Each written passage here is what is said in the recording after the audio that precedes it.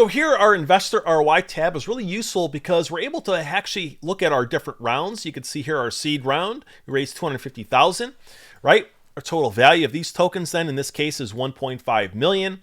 Their profitability month is month 10, and this is their potential ROI.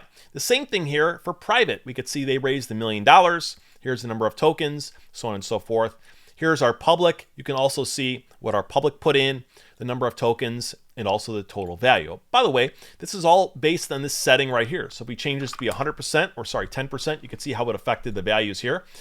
100%, what this is really saying is over the course of a year, our year-over-year growth is 100% on average. Okay, so that's what this growth setting is for.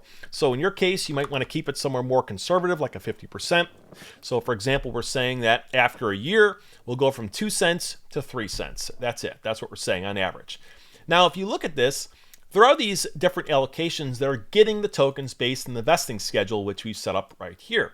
Okay, so when you look at this right here, their ROI then will be a function of how much tokens do they have and what will the price be worth at that given time period based on what they put in, right? So if someone buys in at a round that is, let's say, in this example here, they bought in at a $5 million market cap, well, the tokens that they're getting, if they get the same as these individuals here, they'll actually have an ROI even faster, right? Because their tokens are going to be worth more value when they're launched, okay? So as you look at this, these are the tokens being released over the course of the vesting schedule. And in month 10, what we're saying here is these tokens here that are released, if the price grows by this rate, the amount of tokens they have here will be enough to give them back their initial investment that they put in. It's not the return on their investment, it's the initial investment that they're actually liquid even. Okay, the tokens they have, they could sell based on this price would get them to a break-even point.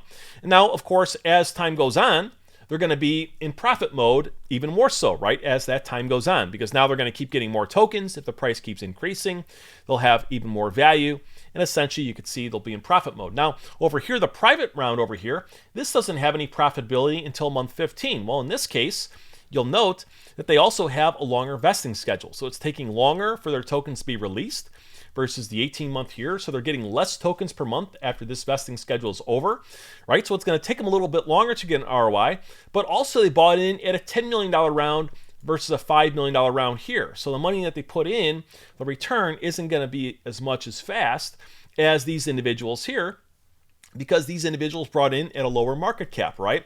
And given where the token launches at this price, and given its growth trajectory over time, 50%, which is what we put here, it's going to take until month 15 until the tokens that they have access to are actually going to enable them to break even.